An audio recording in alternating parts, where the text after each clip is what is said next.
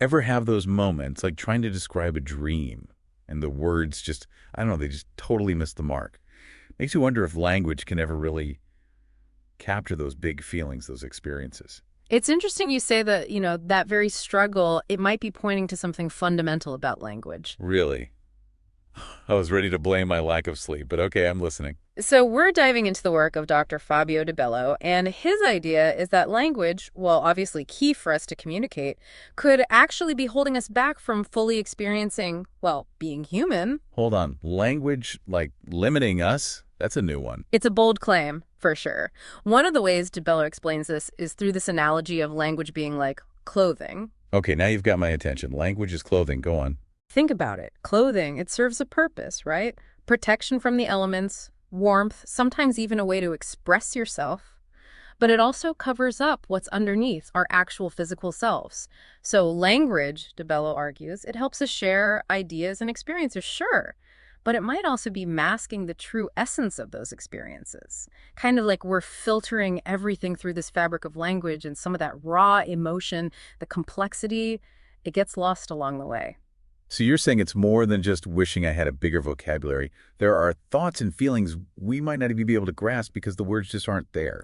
That's exactly the question Di Bello is raising. If we need the words to even begin to think about something, are there entire dimensions of human experience that we're missing out on, simply because we haven't developed the language to map them?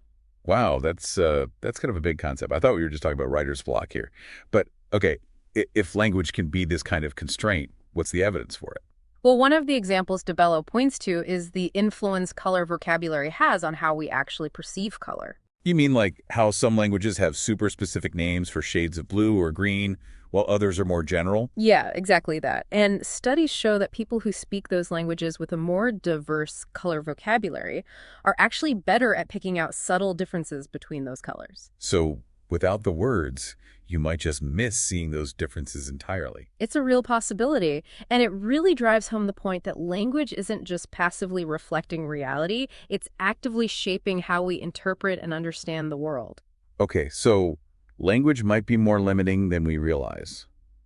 But I gotta ask, where does quantum physics fit into all of this? We're getting pretty deep here, even for a deep dive. And this is where things get really interesting. Di Bello, he makes this fascinating comparison between language and the world of quantum mechanics. He says language, it's like the classical bit of human experience, like the zeros and ones that make up computer language. Yeah, I'm following. But then our actual lived experience, how we experience and feel the world internally, that's more like a quantum bit, or what they call a qubit.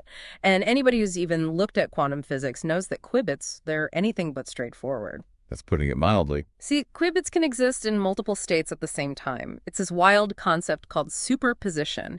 It's not until you try to observe them, to measure them, that they sort of collapse into one defined state, like a 0 or a 1. So you're saying our feelings, our experiences, they're like these quantum particles, full of potential and complexity, but then language, when we try to define it, it forces it to simplify. Kind of like forcing that qubit to collapse. Exactly. When we try to explain something vast, like grief or joy with language, it's like we're taking this complex qubit and cramming it into a 0 or a 1. A lot of that nuance, that depth of feeling, it gets lost in translation. It really makes you think, like, how much are we missing when we try to put those big, complex feelings into words? Haven't you ever felt that? Like, words just weren't enough. Oh, absolutely. And that feeling, that sense of something being beyond words, that's really what Di Bello is getting at. Like when you're really moved by a piece of music or maybe a painting, even just like the beauty of nature, you're feeling so much, but to actually describe it, forget it. Exactly. It's like those experiences, they resonate on a wavelength that language can't quite reach. It's like they're speaking to a different part of us, something more instinctual, more than our logical minds. Speaking directly to our emotions in their own language almost. And it makes you wonder, if language is like this classical bit trying to make sense of this quantum world, are there other ways to bridge that gap? Other ways to express those things that feel inexpressible? You've hit on a crucial point there, and it's something Di Bello explores. If language has these limitations, what are the alternatives? And he points to things like art, music, even dance or intuitive movement as ways we try to express ourselves beyond language. Reminds me of something I heard a photographer say once about how they use their camera to capture those things they don't have the words for.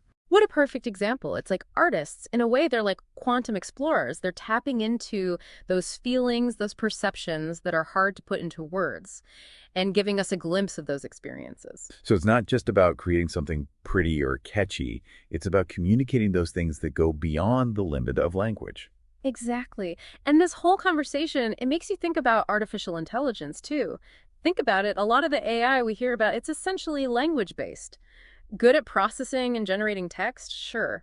But they don't have that direct, lived experience of the world like we do. So even the most advanced AI, those chatbots everyone's going on about, they're kind of stuck in that classical bit world while we're out here living life in quantum superposition. In a way, yeah. And that's a huge hurdle in AI research. If these models are mostly operating in the realm of language, how can we expect them to really grasp the world they're trying to describe, let alone something as complex as human consciousness? It's like trying to teach a computer about love just by feeding it dictionaries and grammar rules.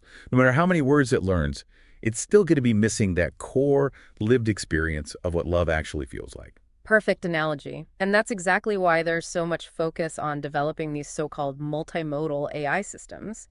Instead of just text, these systems would use images, sounds, maybe even sensory data down the line, all with the aim of creating an AI that can understand the world in a more complete way, more like we do. So instead of just analyzing tons of descriptions of a sunset, we're talking about showing it the actual visual data. The colors, the changing light, maybe even simulating the feeling of the warmth of the sun on your skin as it sets, engaging all of those senses. That's the idea. It's about teaching AI to experience the world more like we do, through our senses, our emotions, our intuition, not just through language. You know, it's actually kind of mind-blowing when you think about it. Something as basic as language, something we use every day, could have these sorts of limitations. Makes you wonder, what are we missing out on, right? All these incredible ideas, feelings, experiences, maybe they're locked away inside us, just waiting for the right tools to come out. Kind of humbling, you know, Yeah. but exciting too. Like Yeah. we're just starting to grasp this whole other level of reality. Makes you appreciate those times when you have those deep connections and words just don't do it justice. Absolutely. It reminds us that being human, it's so much more than just what we can put into words. Think about a time when you connected with someone on a deeper level, like maybe just through a shared silence, a look. That's a kind of connection that goes way beyond language. Yeah, like that saying, words are just drops in the ocean of experience. I love that. And hey, I think that's a perfect note to wrap up our deep dive on. So as we come to the end of our exploration of the limits of language, here's something to think about. What's an experience you've had that you feel, I don't know, like words just couldn't do it justice? Maybe it was a moment of awe out in nature, a feeling that just washed over you, a dream you could never quite describe. Whatever it was, hold on to those experiences, because it's often in those moments where language falls short that we discover the most profound truths about ourselves and the world around us.